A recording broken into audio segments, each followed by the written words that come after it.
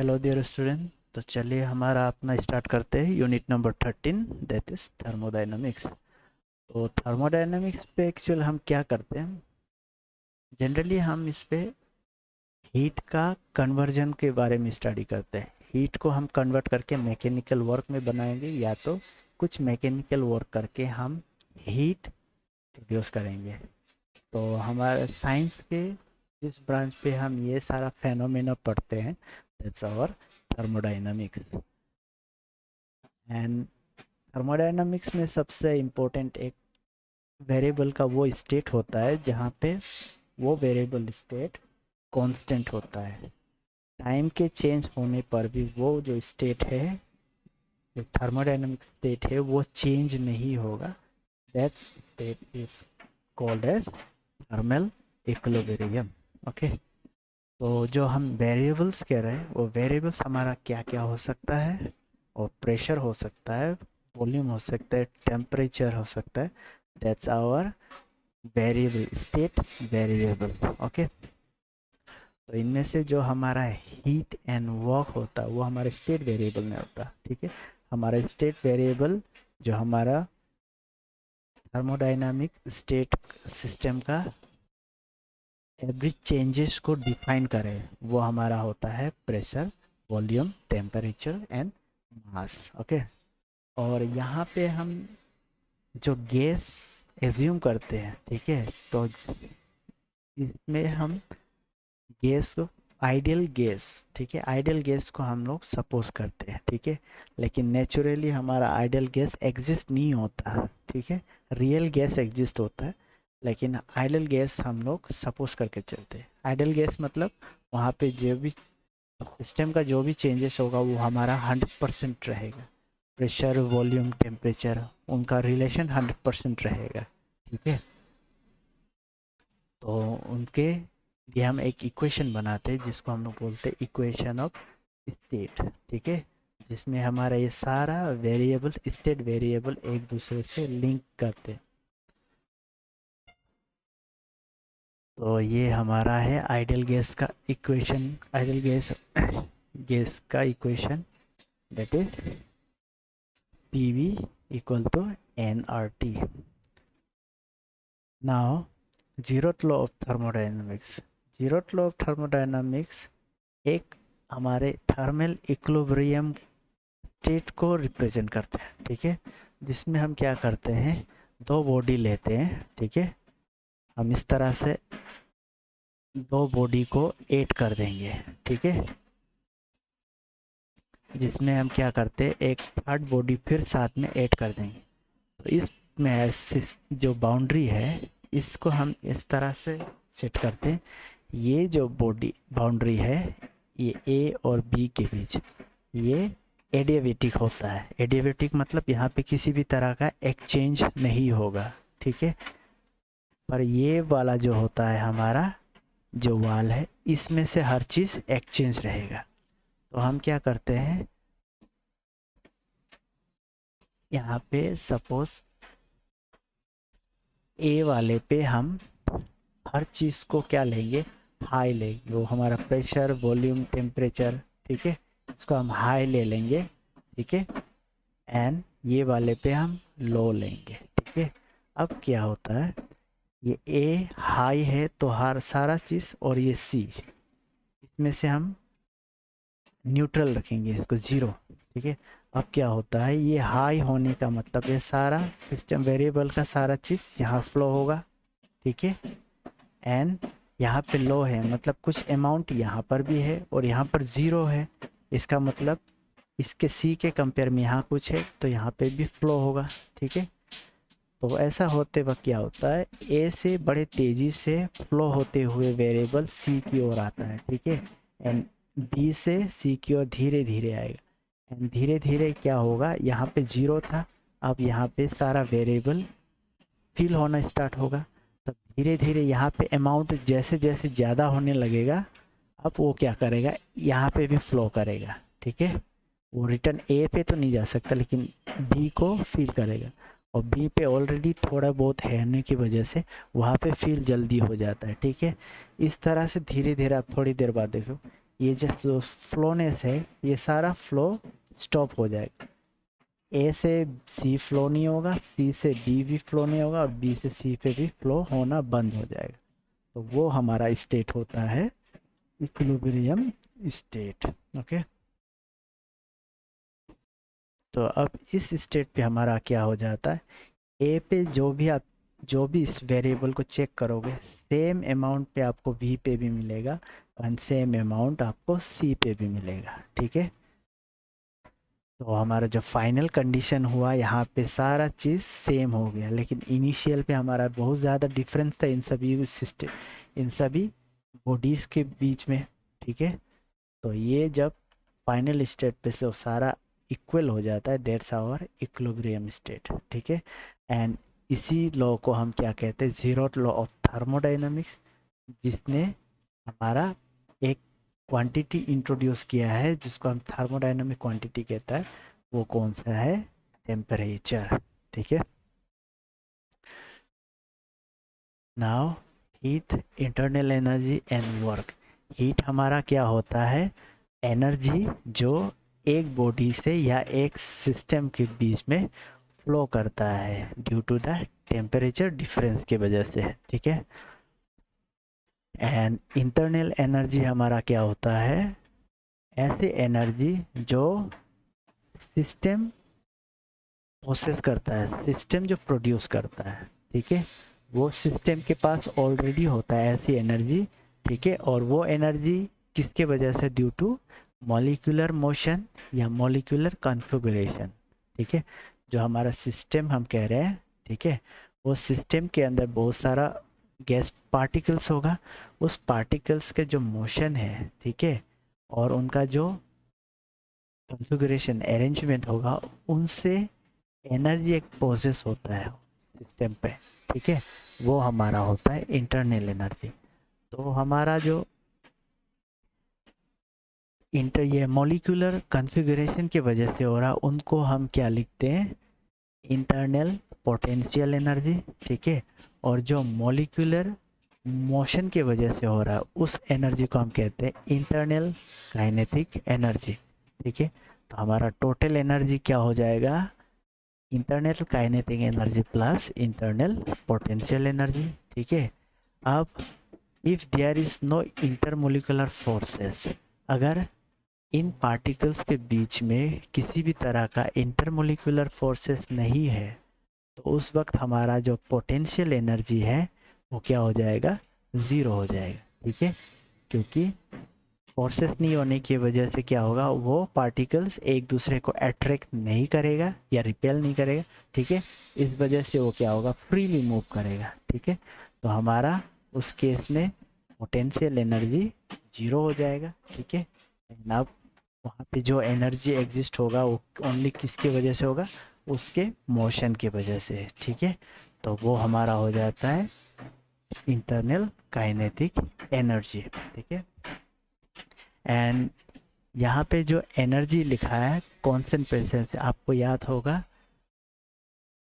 जो amount of heat होता है किसी भी टेम्परेचर डिफरेंस की वजह से, तो वो हमारा इतने अमाउंट से रिप्रेजेंट करते हैं। ठीक है, एन हो गया numbers of moles of the gases, CP हो गया, सी हो गया मोलर स्पेसिफिक हीट। ठीक है, मतलब कोई भी 1 मोल ऑफ गैसेस है, ठीक है, उस पे हम यूनिट डिग्री या यूनिट टेम्परेचर हम चेंज करने पे हमें कितना अमाउंट ऑफ एनर्जी लगता है, that's our specific heat. Okay, and उनका जो टोटल हो जाएगा that is amount of heat. Okay, तो सीपी का मतलब specific heat at constant pressure.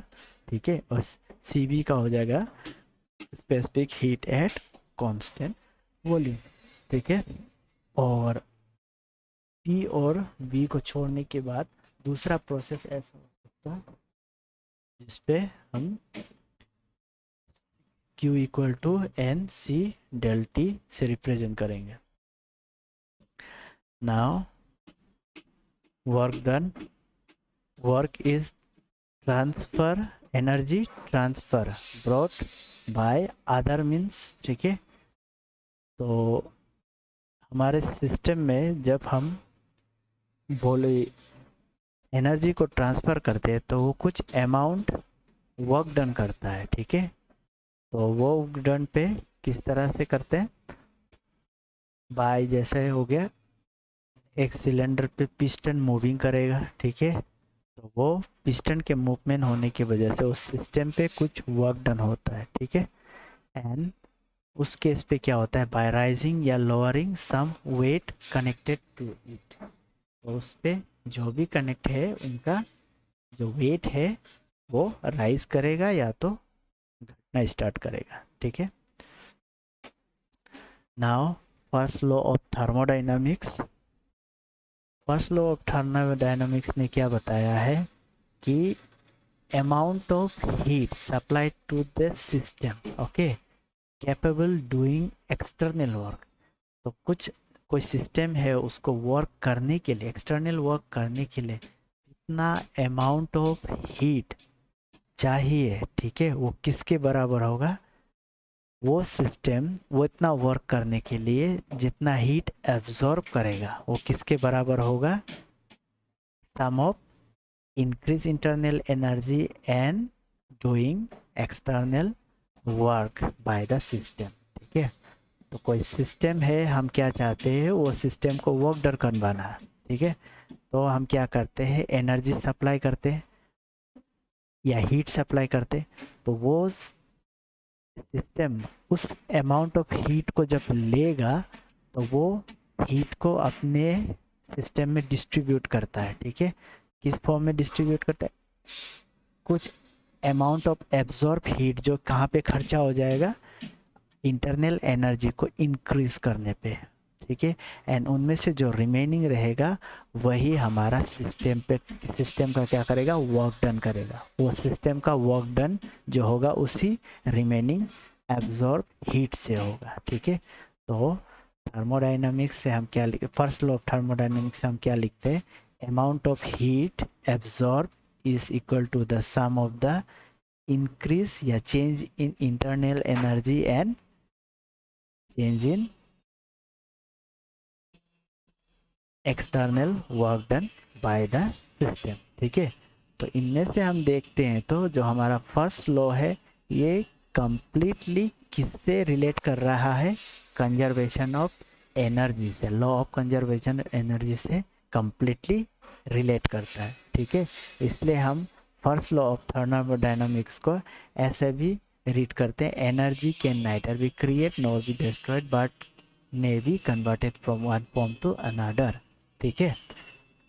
तो ये जो स्टेटमेंट है ये एक्चुअली हमारा किस लॉ का स्टेटमेंट है, law of conservation of energy का, ठीक है।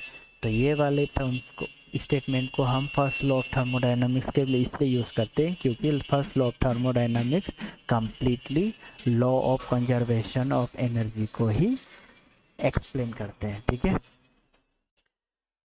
लेकिन याद रखिए law of first law of thermodynamics हम जब भी पढ़ते हैं तो उस वक्त हम उस अमाउंट ऑफ हीट को पढ़ते हैं जिससे वो जो अमाउंट ऑफ हीट एब्जॉर्ब हुआ है सिस्टम के थ्रू, ठीक है। अब वो एब्जॉर्ब हीट को सिस्टम क्या करता है, अपने इंटरनल एनर्जी को इंक्रीज करने पे खर्च करता है और बाकियों को सिस्टम को वर्क डन करवाने पे, ठीक है। तो इतने में से जो हमारा फर्स्ट लॉ ऑफ थर्मोडायनामिक्स होता है वो अमाउंट ऑफ हीट को तो बता दिया कि अमाउंट ऑफ हीट जो है कहाँ खर्च हो रहा है, ठीक है। लेकिन वो ये नहीं बता पाया कि जो डायरेक्शन ऑफ हीट है उनका किस डायरेक्शन पे फ्लो हो रहा, वो ये नहीं बता पाया, ठीक है। तो ये उनका लिमिटेशन हो गया। साथ ही वो ये भी नहीं बता पाया कि कितने अमाउंट ऑफ हीट जो कन्वर्ट होता है वर्क डन के लिए, ठीक है। सिर्फ हमें पता है कि अमाउंट ऑफ हीट एब्जॉर्ब होगा सिस्टम के थ्रू एंड उस अमाउंट ऑफ हीट को, एब्जॉर्ब हीट को क्या करेगा, वो अपने इंटरनल एनर्जी पे यूज़ करेगा, इंटरनल एनर्जी को इंक्रीज करने पे यूज़ करेगा और वर्क डन करने पे यूज़ करेगा, लेकिन कितना अमाउंट ऑफ वर्क डन होगा वो ये नहीं बता सकता। ठीक है, तो ये भी उनका एक लिमिटेशन हो गया।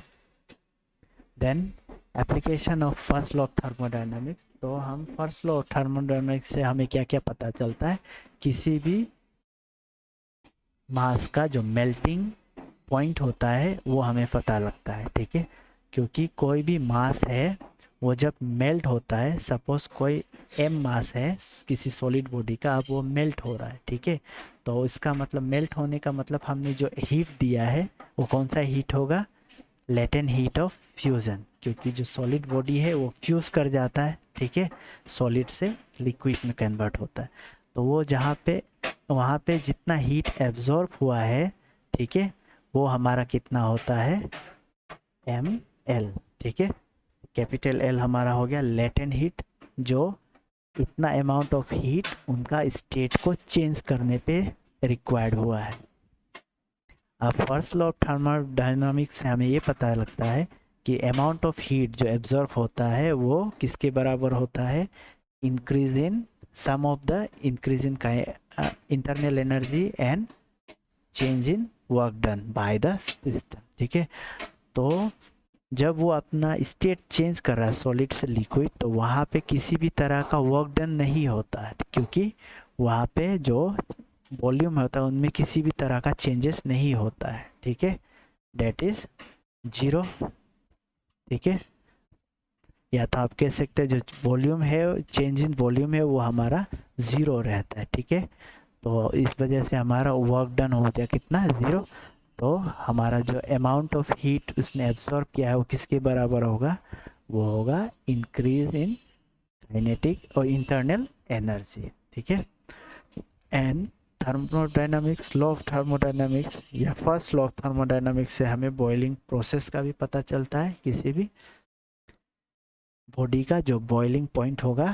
ठीक है, अब यहाँ पे सपोज मान लिए V L and V V, V L हमारा वॉल्यूम ऑफ लिक्विड हो गया एंड वी वी हो गया हमारा वॉल्यूम ऑफ वेपर्स। ठीक है, एंड हमने यहाँ पे उस लिक्विड पे हीट दिया है, जिस हीट के वजह से वो अपना स्टेट चेंज कर गया, लिक्विड से वेपर बन गया, तो वो हमारा क्या हीट हो जाएगा, लेटेंट हीट ऑफ वेपोराइजेशन। ठीक है, अब उतने चेंज होने में U L and U V हमारा क्या हो गया, internal energy of liquid and internal energy of vapours. ठीक है, तो फर्स्ट लॉ ऑफ थर्मोडायनामिक्स से हम क्या लिख सकते हैं, कितने amount of latent heat absorb हो रहा है इतने अमाउंट में। ठीक है, एंड उस अमाउंट ऑफ हीट को कहाँ खर्च कर रहा, वो change in internal energy of volume to the change in internal energy of liquid. ठीक है, तो याद रखिए इंटरनल एनर्जी वेपोर का ज़्यादा होता है as compare to liquid, and यहाँ पे जो वॉल्यूम है, जो लिक्विड का वॉल्यूम था, अब वो क्या हो रहा है, गैस पे कन्वर्ट हो रहा है, वेपोर पे। ठीक है, तो volume of vapour minus volume of liquid. ठीक है, और यहाँ पे भी जो वॉल्यूम गैसेस का जो वॉल्यूम होगा वो ज़्यादा होगा as compare to volume of liquid. ठीक है, तो फाइनल हमारा रिलेशन क्या बन जाएगा, दिस वन। ठीक है, तो इसके हेल्प से हम बॉइलिंग प्रोसेस को फाइंड आउट कर सकते हैं। ठीक है, now thermodynamic process. Thermodynamic process क्या होता है, हमें पता है कि थर्मोडायनामिक्स जो सिस्टम होता है उसके अंदर किसी भी तरह का जो स्टेट में चेंजेस आता है। ठीक है, थर्मोडायनामिक में जो चेंजेस आता है वहाँ पे जो हमारा वेरिएबल होगा, उस वेरिएबल का में जो चेंजेस होगा, किस तरह का चेंजेस हो, ठीक है, वो उस प्रोसेस को चेंज करवाने के जो प्रोसेस को हम थर्मोडायनामिक प्रोसेस कहते हैं। अब इनमें हमें याद रखना है, जो हमारा थर्मोडायनामिक सिस्टम होता है वो दो तरह से हम कहते हैं, एक्सटेंसिव एंड इंटेंसिव। तो एक्सटेंसिव पे हमारा होता है internal energy, volume, total mass. ठीक है, जो कि टोटली इंडिपेंडेंट होता है। ठीक है, एक दूसरे से। लेकिन इंटेंसिव वेरिएबल हम उसे कहते हैं जो टोटली डिपेंडेंट होता है एक दूसरे से, जैसे हमारा प्रेशर, टेम्परेचर, डेंसिटी, ये सभी क्या रहता है, एक दूसरे से डिपेंडेंट रहते हैं, ठीक है। Now sine convention for study of thermodynamic process, तो थर्मोडाइनमिक प्रोसेस पे हमें कुछ साइन कन्वेंशन ध्यान रखना होता है। तो अगर सिस्टम पे थर्मोडायनामिक प्रोसेस पे हीट अगर सिस्टम के द्वारा गेन कर रहा है, ठीक है, तो उस वक्त हम पॉजिटिव साइन यूज़ करते हैं, ठीक है। और अगर सिस्टम हीट लॉस कर रहा हो तो हम निगेटिव साइन यूज़ करेंगे। एंड जो हमारा सिस्टम के थ्रू वर्क डन हो रहा है वो पॉजिटिव होगा, ठीक है, अगर सिस्टम वर्क डन कर रहा है, ठीक है। एंड ऑन द सिस्टम, अब वर्क डन सिस्टम पे हो रहा हो तो हम वहाँ पे निगेटिव यूज़ करते हैं, ठीक है। एंड इंटरनल एनर्जी सिस्टम का अगर इंक्रीज हो तो हम पॉजिटिव साइन यूज़ करेंगे, और इंटरनल एनर्जी डिक्रीज होगा तो हम निगेटिव साइन यूज़ करेंगे। नाउ इंडिकेटर डायग्राम और पीवी डायग्राम, ठीक है। इंडिकेटर डायग्राम कहते हैं या तो PV diagram. PV diagram pressure volume diagram से हमें जो इक्वेशन ऑफ स्टेट है गैसेस का, वो उस पर जो चेंजेस है वो सारा चीज़ हमें पता चल जाता है, ठीक है। तो आउट ऑफ 3 वेरिएबल्स जैसे कि प्रेशर वॉल्यूम एंड टेम्परेचर, इनमें से इन तीनों में से अगर हमें दो का पता है, दो वेरिएबल के बारे में पता है, तो हम थर्ड वाले वन को इजीली कैलकुलेट कर सकते हैं, ठीक है। तो इनमें से जो दो थर्मोडाइनमिक वेरिएबल ही काफ़ी है हमें थर्मोडाइनमिक सिस्टम के बिहेवियर को डिस्क्राइब करने के लिए, ठीक है। तो यूजुअली हम जो पीवी डायग्राम होता है इस तरह से रिप्रेजेंट करते हैं, ठीक है। Now work done bye thermodynamic system, तो थर्मोडाइनमिक सिस्टम पे जो वर्क डन हो रहा है, ठीक है, सिस्टम से जो वर्क डन करेगा, सपोज एक पिस्टन ले लीजिए, ठीक है, सिलेंड्रिकल पिस्टन, एक सिलेंडर ले लीजिए जिसपे एक पिस्टन है, ठीक है, और उसके अंदर गैस एग्जिट। आप क्या करेंगे, हम फोर्स अप्लाई करेंगे इस पिस्टन पे, ठीक है। नाउ इसके अंदर जो प्रेशर और वॉल्यूम है इनमें से अब इनमें चेंजेस आना स्टार्ट होगा, ठीक है। तो हमने फोर्स अप्लाई किया सपोज, तो हमारा जो फोर्स होगा वो कितने अमाउंट पे होगा, पी ए, ठीक है। अब वहाँ पे हम जब वर्क डन कैलकुलेट करते हैं तो हम क्या करते हैं, वर्क डन का इंटीग्रेट करते हैं। तो यहाँ पे आप देख सकते हो जो हमारा वॉल्यूम है इनिशियली कुछ और होगा एंड फाइनली हमारा वॉल्यूम चेंज हो जाएगा, ठीक है। And amount of work done जो वहाँ पे हमारा जो फोर्स है कितना है, पी ए, ठीक है। एंड कितना डिस्प्लेस हो रहा है वो, उसको हम जब लिखते हैं डिस्प्लेस इज डी एक्स, ठीक है। तो डी एक्स अमाउंट जब चेंजेस होता है उसको लिखने से हमारा ये रिलेशन हमें मिलता है, ठीक है।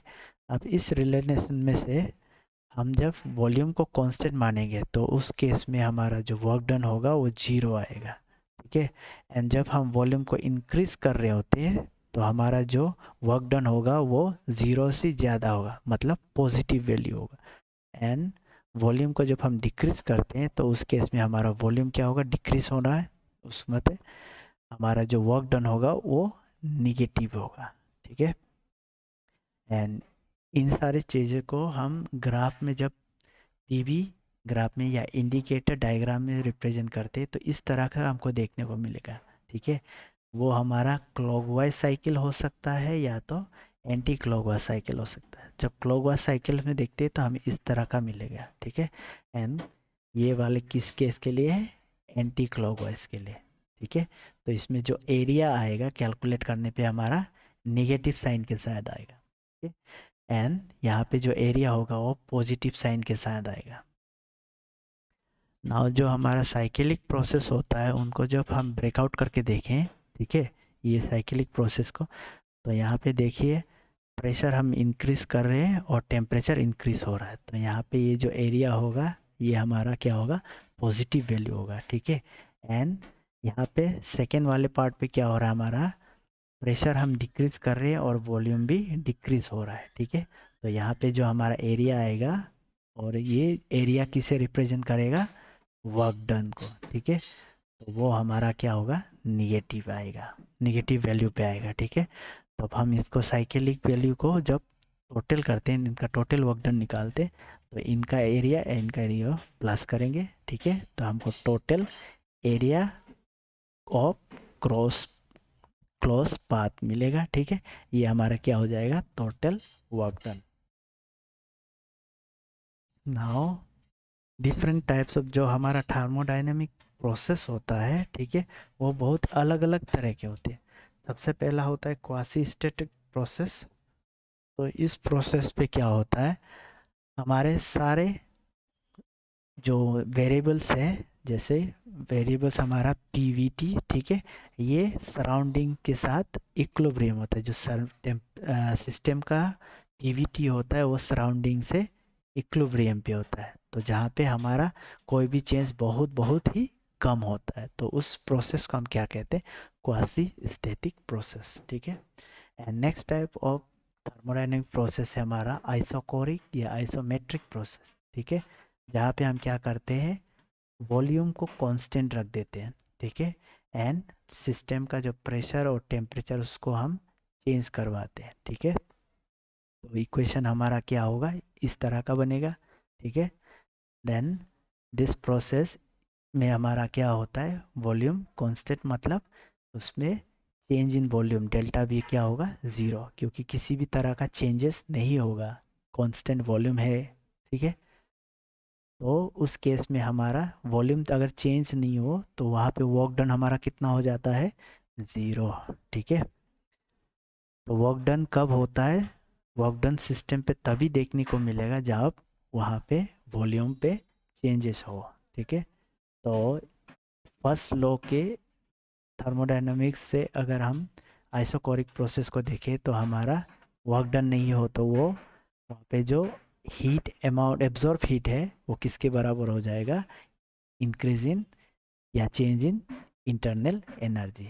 ठीक है, एंड जो हमारा इंटरनल एनर्जी वो किसके बराबर हो जाएगा, जिसने हमने जितने से एनर्जी सप्लाई किया वो किसके बराबर हो जाएगा, म्यू सी बी, क्योंकि कॉन्स्टेंट वॉल्यूम है, एंड चेंज इन टेम्परेचर।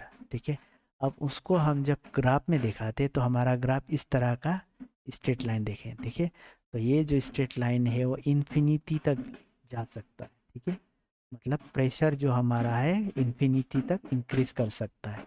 और वॉल्यूम देखिए, वॉल्यूम पे किसी भी तरह का चेंजेस नहीं है, क्योंकि हमने वॉल्यूम को क्या माना है, कांस्टेंट। ठीक है, तो सी भी हमारा क्या हो जाता है, specific heat at constant volume. ठीक है, एक कांस्टेंट वॉल्यूम में हमें इतना रिक्वायर हीट चाहिए जिससे जो 1 ग्राम ऑफ मोल है वो 1 डिग्री सेल्सियस या 1 केल्विन टेम्परेचर इंक्रीज करे। ठीक है, now next process is isobaric process. और यहाँ पे हम आइसोबैरिक प्रोसेस में क्या करते हैं, प्रेशर को कांस्टेंट रख देते हैं। ओके, एंड वॉल्यूम और टेम्परेचर को हम वेरी करवाते हैं, तो हमारा रिलेशन इस तरह का बनेगा। ठीक है, अब प्रेशर हमारा कांस्टेंट होने का मतलब है change in pressure is zero. Now इस केस में हमारा जो वर्क डन होगा, प्रेशर कांस्टेंट है तो चेंज कौन हो रहा है, वॉल्यूम, तो यहाँ पे हमको इतना अमाउंट ऑफ वर्क डन देखने को मिलेगा। ठीक है, तो इससे हम फर्स्ट लॉ ऑफ थर्मोडायनामिक्स का रिलेशन बनाएंगे तो हमें कितना मिलेगा, दिस वन। ओके, अब उसको स्पेसिफिक हीट के टर्म्स में हम जब लिखेंगे तो इतना amount of heat at constant pressure में, तो सिस्टम कितना एब्जॉर्ब करेगा, इतना। ठीक है, तो इतना अमाउंट जो एब्जॉर्ब हीट हुआ है उसको सिस्टम इतने पे क्या करेगा, डिस्ट्रीब्यूट करेगा। ठीक है, now heat supply to the system is utilize for, जो सिस्टम पे हीट सप्लाई हुआ है, अब वो हीट क्या क्या का होगा, इस रिलेशन से हम देख सकते हैं वो इंटरनल एनर्जी को हीट इंक्रीज करने पे यूज़ होगा और work done against the surrounding, तो वो सिस्टम के अंदर वर्क डन करवाएगा। ठीक है, तो सिस्टम के अंदर जब भी वर्क डन होता है तो वो सराउंडिंग के अगेंस्ट ही काम करता है। ठीक है, नाउ ग्राफ हम जब बनाएंगे तो हमारा वॉल्यूम अब इंक्रीज हो रहा है। ठीक है, प्रेशर कांस्टेंट है और यहाँ पे हम देख सकते हैं प्रेशर हमारा कांस्टेंट है, वॉल्यूम कंटिन्यूस इंक्रीज हो रहा है. Okay, and specific heat at constant pressure is Cp. ठीक है, अब हम क्या करते हैं, specific heat of constant pressure वो हमारा क्वांटिटी ऑफ हीट होता है जहाँ पे कोई 1 ग्राम ऑफ मोल गैस जो है अपना टेम्परेचर 1 केल्विन या 1 डिग्री सेल्सियस बढ़ाने में उनको जितना हीट लगा है, ठीक है, eight constant pressure. Now isothermal process. अब इस प्रोसेस में हम क्या करते था, टेम्परेचर को कांस्टेंट रख देते हैं और प्रेशर एंड वॉल्यूम को वेरी करवाते हैं. ठीक है, तो हमारा रिलेशन किस तरह का दिखेगा इक्वेशन ऑफ स्टेट का, P V equal to constant, और ये जो कांस्टेंट वैल्यू होता है वो हमारा क्या होता है, म्यू आर टी, जिनमें से हमने टेम्परेचर को भी क्या माना है, कांस्टेंट माना है. ठीक है, तो इनमें से जब हम वर्क डन देखते हैं तो हमारा वर्क डन कितना आ जाता है, दिस वन. ओके, प्रेशर के टर्म में, और ये होता है हमारा वॉल्यूम के टर्म में. ठीक है, नाउ इसी क्वेश्चन को जब हम फर्स्ट लॉ ऑफ थर्मोडायनामिक्स से देखते हैं तो हमें पता है जो फर्स्ट लॉ ऑफ थर्मोडायनामिक्स में जो टेम्परेचर हमने क्या किया है, कांस्टेंट माना है. टेम्परेचर मतलब चेंजेस नहीं किया है. ठीक है, इसका ये मतलब हो गया कि जो हमारा इंटरनल एनर्जी है उस पर किसी भी तरह का चेंजेस हमें देखने को नहीं मिलेगा. ठीक है, क्योंकि इंटरनल एनर्जी हमने क्या कहा था, इंटरनल एनर्जी हमारा उस सिस्टम का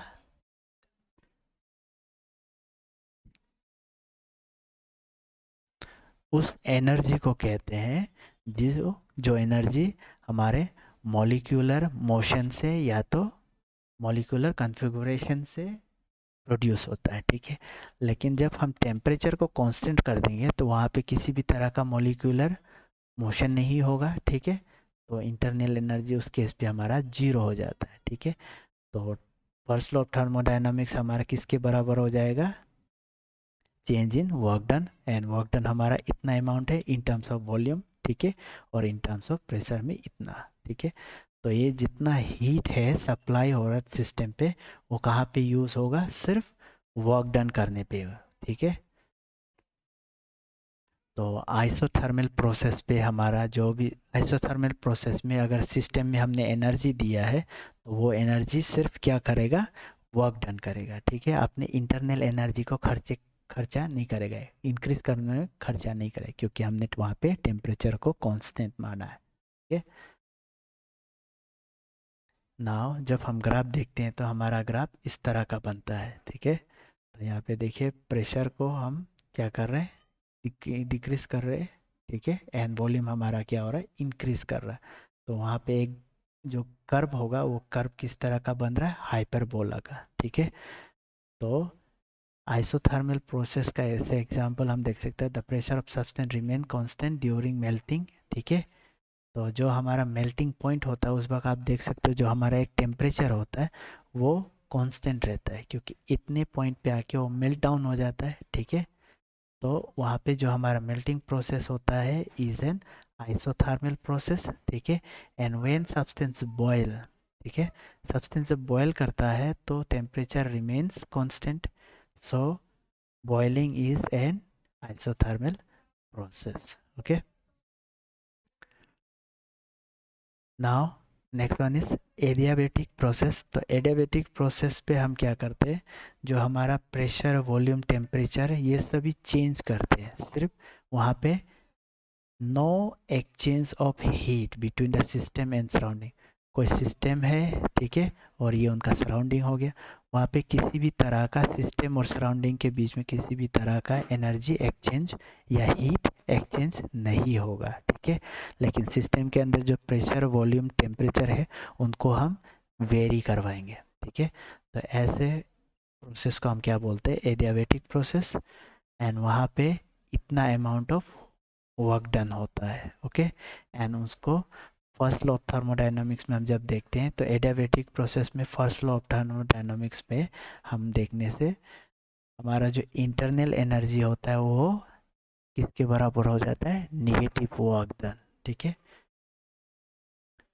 the work done by ideal gas during adiabatic expansion is proportional to the fall या rise in the temperature of the gas. ठीक है, टेम्परेचर का बढ़ना या घटना वो किसके प्रोपोर्शनल होता है, एडियाबेटिक एक्सपेंशन या कंप्रेशन के वक्त, इन उस वर्क डन के वजह से, okay, in adiabatic process.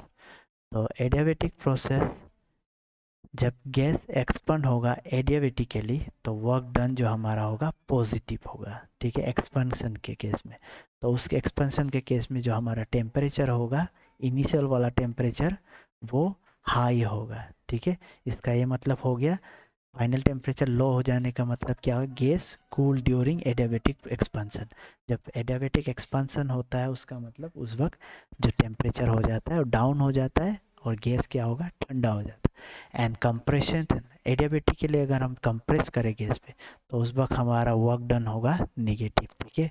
And उस केस में जो हमारा फाइनल टेम्परेचर हो जाएगा वो बहुत ही ज़्यादा होगा, इसका मतलब वो बहुत ही ज़्यादा गर्म हो जाएगा, ठीक है, हीट हो जाएगा। वो कौन से वक्त में होता है, एडियाबेटिक कंप्रेशन के वक्त में।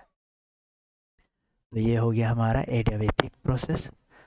Now slope of adiabatic curve, जब हम एडियाबेटिक कर्व बनाते हैं पीवी ग्राफ पे तो हमें इस तरह का मिलता है, ठीक है। तो यहाँ पे 3 अलग अलग ग्राफ बना है, ठीक है। इतने अमाउंट में हमारा प्रेशर इतने रेट से चेंज करता है, ठीक है। तो एडियाबेटिक प्रोसेस में जो हमारा कर्व होगा इतने रेट से चेंजेस देखने को मिलेगा हमें प्रेशर और वॉल्यूम के बीच में, ठीक है। तो जो पहले वाले हैं ये मोनो एटॉमिक गैसेस के लिए है, ठीक है, जिसपे सिंगल एटॉमिक्स है, ठीक है।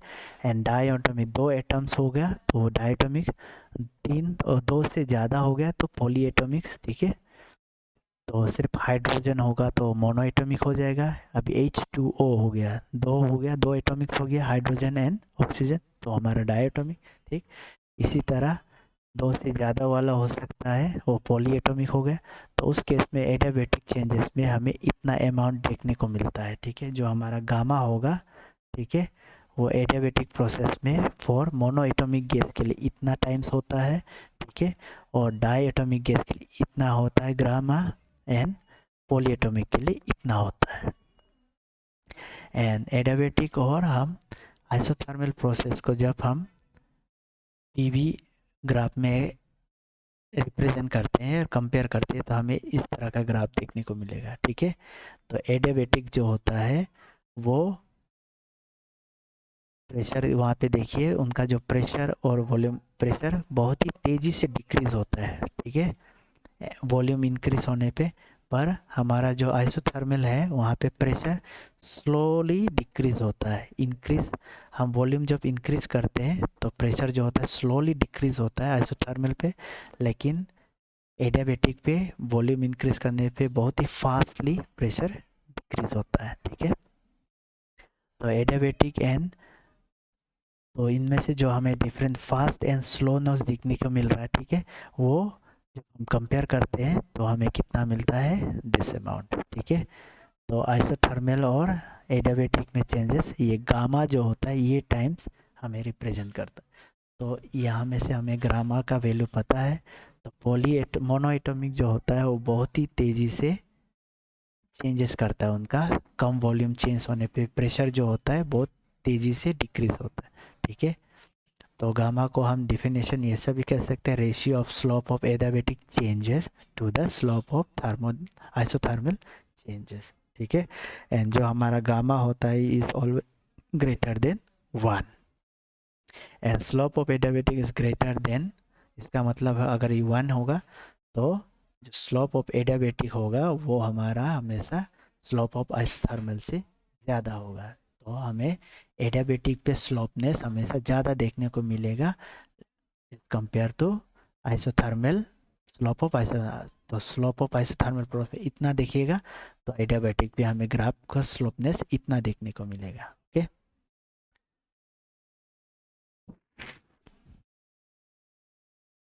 Then relation, adiabatic relation between P and V for ideal gas. तो हमारा आइडियल गैस के लिए जब हम PV का रिलेशन देखते हैं तो एडियाबेटिक पे गामा टाइम, ठीक है, PV power gamma equal to constant होता है, ठीक है। And adiabatic relation between V and T, तो ये हमारा हो जाता है T and V gamma minus 1, that is our adiabatic relation between temperature and volume for ideal gas, okay. And adiabatic relation for pressure and temperature for ideal gas ये होता है हमारा, ओके। तो जब हम प्रेशर, टेम्परेचर एंड रिलेशन सारा पता लगा, तो वर्क डन हम जब चेक करते हैं तो हमें जो ग्राफ मिलेगा वो इस तरह का ग्राफ मिलता है, ठीक है। तो यहाँ पे देखिए ग्राफ पीवी के बीच में ग्राफ बनाया है, तो ये वाला जो जो सबसे ज़्यादा स्लोप है वो हमारा एडियाबेटिक का है, ठीक है। एंड थोड़ा कम वाले पे देखिए ये हमारा आइसोथर्मल का है, और जहाँ पे पीवी क्या है, स्ट्रेट लाइन, इसका मतलब है ये कौन सा होगा, आइसोबेरिक। आइसोबेरिक का मतलब हो गया प्रेशर हमने क्या माना था, कांस्टेंट, वॉल्यूम को चेंज करवाया, ठीक है। तो इस केस में जब हम वर्क डन देखते हैं तो हमारा जो आइसोबेरिक पे वर्क डन सबसे ज़्यादा देखने को मिलता है, और सबसे कम वर्क डन कहाँ पे देखने को मिलता है, हमारे एडियाबेटिक प्रोसेस पे, ओके। एंड ये तो हो गया हमारा, देखिए वॉल्यूम क्या कर रहा है, इंक्रीज कर रहा है। वॉल्यूम इंक्रीज का मतलब हो गया ये एक्सपांशन वाले केस में, ठीक है। लेकिन अब ये हो गया अभी वॉल्यूम डिक्रीज कर रहा है, सब डायरेक्शन इस तरफ है, वॉल्यूम डिक्रीज हो रहा है। डिक्रीज का मतलब कंप्रेशन वाले केस में हमारा वो सारा प्रोसेस उल्टा हो जाएगा। अब सबसे ज़्यादा कंप्रेशन में देखिए, सबसे ज़्यादा हमें कौन सा देखने को मिलेगा ग्राफ, एडी का, ठीक है, एडी, ठीक है। तो यहाँ पे जो हमारा वर्क डन होगा, तो कंप्रेशन के सब वक्त में एडियाबेटिक में जो वर्क डन सबसे ज़्यादा होता है, ठीक है, और सबसे कम कहाँ कॉन्स्ट में होता है, आइसोबेरिक पे, ठीक है। लेकिन एक्सपांसन के वक्त में वर्क डन आइसोबेरिक पे ज़्यादा होता है और सबसे कम एडियाबेटिक पे होता है, ठीक है। तो देखिए एक्सपांसन एंड कंप्रेशन के वजह से इनका वर्क डन भी अलग अलग रहता है, okay. Now specific heat capacity, तो ये हमें पता है स्पेसिफिक हीट कैपेसिटी एक अमाउंट ऑफ हीट है जिसके हेल्प से कोई भी मास अपना टेम्परेचर यूनिट डिग्री पे राइज करता है, ठीक है। एंड अगर हमने उनका मास 1 मोल ले रखा है तो मोलर स्पेसिफिक हो जाएगा, ठीक है। एंड हमने वॉल्यूम कांस्टेंट रखा है तो molar specific heat at constant volume हो जाएगा। प्रेशर कांस्टेंट रखा है तो molar specific heat at constant pressure हो जाएगा, ठीक है। एंड जब हम Cp और Cv, Cp के लिए इतना अमाउंट और Cv के लिए इतना, Cv के लिए इतना, Cp के लिए इतना, ठीक है। तो दोनों के बीच में हम जब डिफरेंस देखते हैं तो वो R के बराबर होता है, ठीक है। कुछ अमाउंट ऑफ डिफरेंस हमें देखने को मिलेगा, ठीक है।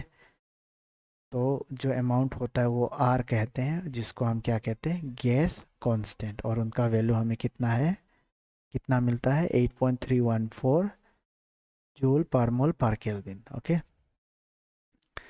एंड इस रिलेशंस को हम क्या कहते हैं, Mayer relation, Mayer relation, okay. Mayer relation हमें क्या बताता है कि हमारा जो specific heat at constant pressure होता है वो ज़्यादा होता है, ठीक है, compare to specific heat at constant volume. तो कितना टाइम्स ज़्यादा होता है, डेट इज़ R टाइम्स, ठीक है। एंड R का अमाउंट कितना है, 8.314 joule per mole per kelvin. Now heat engine, तो इंजन के बारे में तो पता है, इंजन क्या करता है, एक ऐसा डिवाइस है जो हीट एनर्जी को कन्वर्ट करके क्या करता है, वर्क डन करवाता है, ठीक है। तो हम हमारे जो गाड़ियों में इंजन होता है वो वही करते हैं, जो तेल होता है, ऑयल्स हो, ठीक है, पेट्रोल डीजल लिक्विड फॉर्म में होता है, उसको वो क्या करते हैं, इवापोरेट कर देते हैं, ठीक है। तो इवापोरेट जब करते हैं तो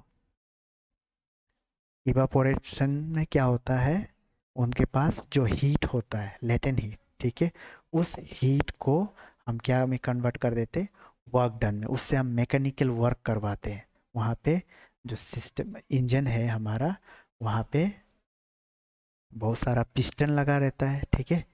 तो हमारा वो पिस्टन मूव करता है, वो किसके वजह से मूव करता है, वहाँ पे जो लिक्विड जो गैस बना है, तो अभी गैस का क्या होगा, एक्सपांसन होगा एंड कंप्रेशन होगा, ठीक है।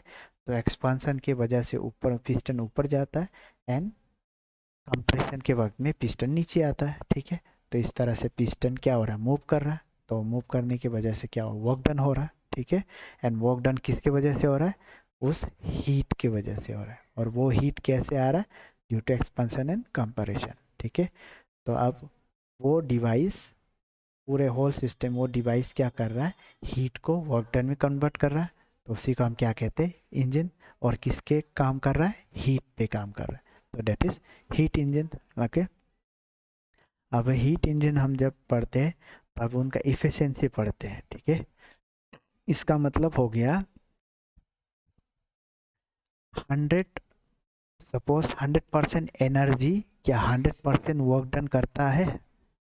अगर ऐसा हो तो इफिशिएंसी हम कहेंगे 100% है, कंप्लीट है, ठीक है। तो जो इफिशिएंसी हमारा हीट इंजन का होता है उसको हम रिप्रेजेंट करता है eta, and this is the ratio of work done by the heat taken from the source, ठीक है। तो सोर्स से जो हीट वो ले रहे हैं, ठीक है, वो इंजन जो हीट जो ले रहे हैं, ठीक है, तो किस सोर्स से ले रहा है, तो वो सोर्स कौन है, तेल को जलाएगा, ठीक है, हीटर पे जलाएगा एंड वो गैस कन्वर्ट कर। तो वो गैस में जब कन्वर्ट होगा तो वहाँ से हीट रिलीज होगा। उस हीट को कौन एब्जॉर्ब करेगा, ये इंजन, ठीक है। तो सोर्स हो गया, ये हीट रिलीज दे रहा है, ठीक है, और इंजन हीट एब्जॉर्ब कर रहा है। अब हीट एब्जॉर्ब उसने सपोज 100 जूल किया, ठीक है। तो अब वर्क डन कितनी जूल का करेगा, ठीक है, वो देखना। अगर हीट एब्जॉर्ब किया 100 जूल और वर्क डन भी कर रहा है 100 जूल, इसका मतलब वो तो 100% हो गया, तो 100% एफिशिएंसी होगा, ठीक है। लेकिन एक्चुअली हमें इतना 100% कभी देखने को नहीं मिलता है, ठीक है। 100% का होने का मतलब है वो आइडियल केस है, तो हम उसको आइडियल इंजन बोल सकते हैं, ठीक है। तो जब भी हम इंजन एफिशिएंसी चेक करते हैं तो change in temperature to the temperature, इस फॉर्म में लिखते हैं, या तो heat, change in heat to the heat of the source, ठीक है, एंड इनको रिलेशन में लिखते हैं तो इतना होता है। तो इससे हमें पता चलता है कि जो हमारा इफ़िशिएंसी होता है वो हमेशा 1 से कम मिलेगा, ठीक है। जो ईटा होगा उनका जो वैल्यू होगा वो हमेशा 1 से कम रहेगा, ठीक है, क्योंकि यहाँ पे 1 माइनस है, राइट, 1 माइनस इतना अमाउंट, ठीक है। तो ईटा का 1 होना मतलब ही 100% इफिशियंसी होता है, ठीक है। लेकिन हम जब भी इफिशियंसी चेक करते हैं किसी भी इंजन का तो वहाँ पे हमें 1 कभी नहीं मिलता है, ठीक है। And heat engine, that is also refrigerator and heat pumps. हमारा जो रेफ्रिजरेटर होता है वो भी एक हीट इंजन होता है, लेकिन वहाँ पे प्रोसेस क्या होता है, रिवर्सल होता है, ठीक है। जो हमारा गाड़ियों में हीट इंजन होता है वो उनका जस्ट उल्टा काम करता है, ठीक है। वहाँ पे गाड़ियों में इंजन क्या करता है, हीट एब्जॉर्ब करता है, ठीक है। लेकिन रिफ्रेजर क्या करता है, हीट को लॉस करता है। वो जितना हीट लॉस करवाएगा वो उतना ही ठंडा करवा सकता है, राइट। तो इसलिए हम कहते हैं refrigerator is the reverse of a heat engine, ठीक है। और heat pump is the same as refrigerator. तो हीट पंप क्या मतलब है, हीट को वो पंप आउट करेगा, इसका मतलब हीट को वो बाहर फेंकेगा, ठीक है, दैट्स ए हीट पंप। तो हीट पंप हमारा एक रेफ्रिजरेटर की तरह ही काम करता है, ठीक है। तो वहाँ पे जो हम कोफिशिएंट ऑफ परफॉर्मेंस बोलते हैं, तो हीट इंजन के लिए हम क्या बोलते हैं, ईटा, ठीक है। अब रेफ्रिजरेटर के लिए हम क्या बोलते हैं, कोफिशिएंट ऑफ परफॉर्मेंस अल्फा, ठीक है। That is the heat of the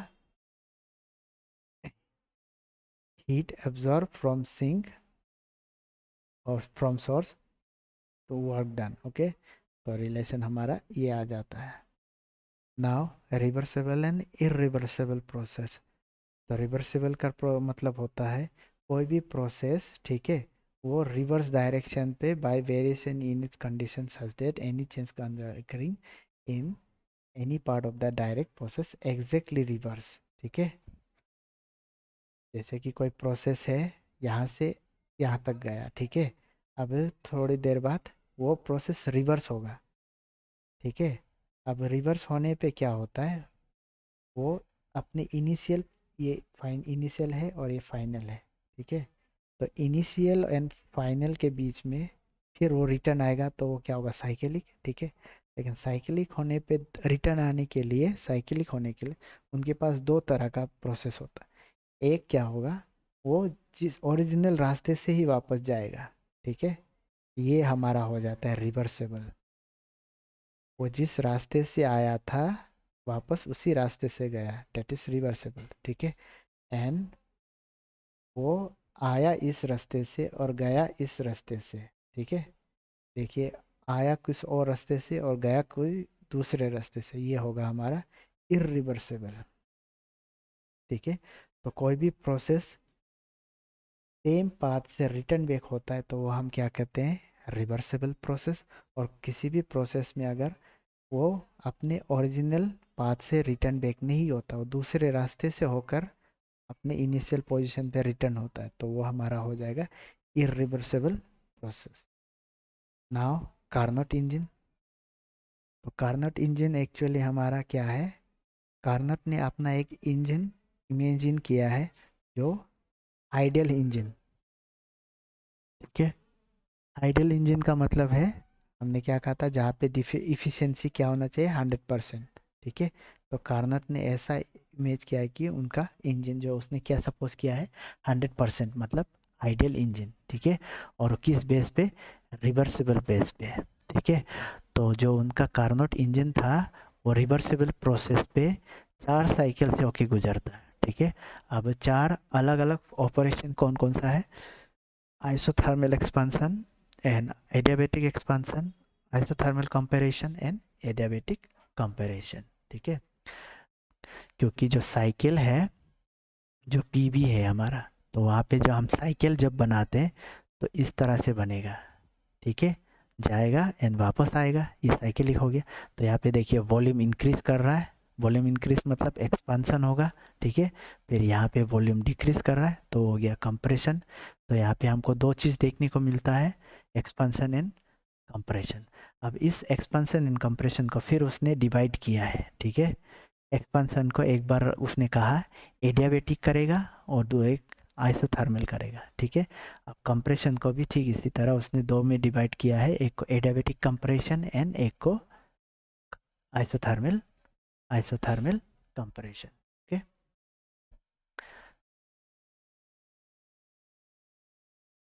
तो ये उनका पीवी ग्राफ है। ठीक है, तो यहाँ पे देखिए ये क्या हो रहा है, इंक्रीज हो रहा है, वॉल्यूम इंक्रीज हो रहा है, प्रेशर डिक्रीज हो रहा है। ठीक है, तो एक्सपांसन हो रहा है, लेकिन यहाँ पे देखिए इनका जो ग्राफ है वो स्लोली चेंज हो रहा है। तो स्लोली चेंज होता है हमारे आइसोथर्मल के केस में। तो ये एक्सपांसन कौन सा हो गया, आइसोथर्मल। और बी से सी में देखिए स्लोप बहुत ज़्यादा है, मतलब बहुत ही तेज़ी से प्रेशर चेंज हो रहा है। ठीक है, तो वो हमारा हो जाएगा एडियाबेटिक, और ये वॉल्यूम इंक्रीज हो रहा है तो एक्सपांसन। ठीक है, एंड ये वाले केस में अपोजिट जा रहा है। ठीक है, अपोजिट में देखिए स्लोली जा रही है तो एक्सपांसन कौन सा, वॉल्यूम डिक्रीज हो रहा है तो कंप्रेशन हो गया, एंड स्लोली जा रहा है तो ये कौन सा हो जाएगा, isothermal, that's means isothermal compression. और यहाँ पे डी से ए पे देखिए बहुत ही तेज़ी से स्लोप, बहुत ज़्यादा स्लोपनेस देखने को मिल रहा है तो वो हमारा हो जाएगा एडियाबेटिक, और वॉल्यूम क्या हो रहा है, डिक्रीज हो रहा है। ठीक है, तो क्या हो जाएगा, कंपैरिजन, एडियाबेटिक कंपैरिजन। ठीक है, तो जब हम एफिशिएंसी कार्नोट इंजन के लिए देखते हैं तो हमारा एफिशिएंसी इतना आता है। ठीक है, नाउ अब हमारा जो इफ़िशियंसी है इस ग्राफ से हम जब देखते हैं तो हम इफ़िशियंसी को इस तरह से भी लिखते हैं। ठीक है, एंड परसेंटेज में हम जब कार्नोट इंजन को करते हैं तो क्या करेंगे, इस रिलेशन में 100 से मल्टीप्लाई कर दीजिए। ठीक है, तो कार्नोट साइकिल में, इस साइकिल में हमने देखा है कि हमारा जो ये रेशियो होता है Q2/Q1 just equal to Q2/R। T1। Okay, तो इस रिलेशन को हम क्या लिख सकते हैं, Q1/T1, ओके, Q2 पे। ये हमारा हो जाता है कार्नोट थ्योरम, जिसने कहा है no reversible engine can have efficiency greater than Carnot reversible engine working between same hot and cold reservoir. ठीक है, तो कोई भी ऐसा रिवर्सिबल इंजन नहीं है जिनका can have efficiency greater Carnot reversible engine से ज़्यादा हो। कार्नोट रिवर्सिबल इंजन क्या है, एक आइडियल इंजन है जिसपे 100% इफिशिएंसी होता है। तो हमारा जो इरिवर्सिबल इंजन होगा वो कभी भी कार्नोट रिवर्सिबल इंजन से ज़्यादा इफिशिएंसी नहीं दे सकता। ठीक है, तो इसका मतलब है जो हमारा रिवर्सिबल कार्नोट इंजन है वो इफिशिएंसी उनका हमेशा ज़्यादा रहेगा। ठीक है, मैक्सिमम होगा, और उनसे इरिवर्सिबल जो भी बनेगा वो हमेशा उससे कम बनेगा। ठीक है, दैट मीन्स इरिवर्सिबल हमेशा इतने अमाउंट कम रहेगा। ओके,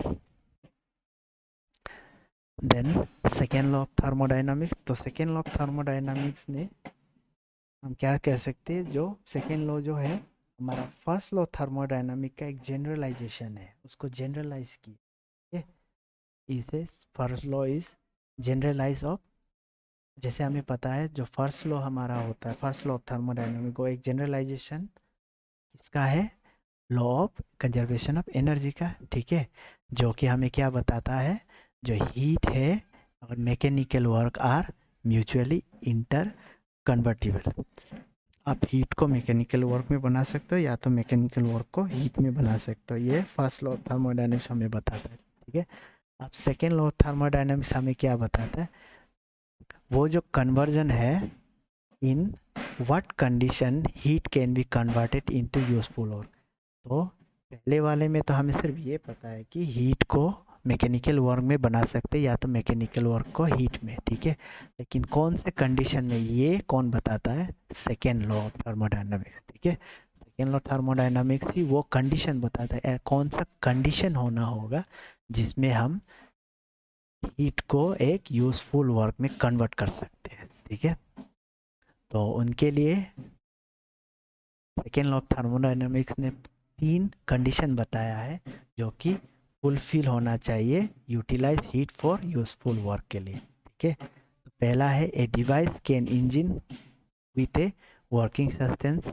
जो हमारा डिवाइस है, इंजन है, वो वर्किंग सब्सटेंस होना होगा। ठीक है, engine must work in A reversible cyclic process, जिसपे इंजन पे जो साइकिलिक प्रोसेस होगा वो क्या होना होगा, रिवर्सिबल होना होगा। और engine must operate between 2 temperatures.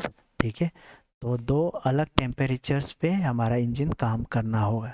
ठीक है, तो it will absorb heat from A hot body.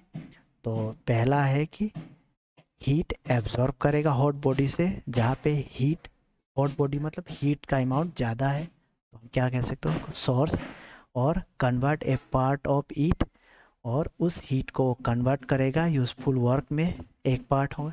फिर उसमें से जो हीट रिजेक्ट होगा rest of the two the cold body. ठीक है, तो एक बॉडी एक टेम्परेचर से वो क्या करे, सिस्टम जो एक टेम्परेचर से हीट एब्जॉर्ब करेगा। ठीक है, एंड यहाँ पे वर्क करेगा, काम करेगा, और इनमें से जो रिमेनिंग हीट है वो, यहाँ पे टेम्परेचर ज़्यादा है, यहाँ पे लो टेम्परेचर, वो लो टेम्परेचर वाले में हीट को, जो यहाँ पे वर्किंग में से जो हीट रह गया, रिमेनिंग रह गया, उसको वो वहाँ पे भेज देगा। ठीक है, तो हम इसको क्या कहते हैं, सिंक।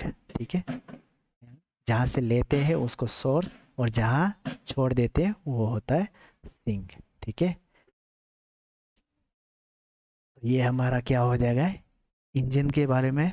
ठीक है, नाउ सेकेंड लॉ को 2 स्टेटमेंट दिया गया है सेकेंड लॉ के लिए। पहला स्टेटमेंट है केल्विन प्लैंक स्टेटमेंट।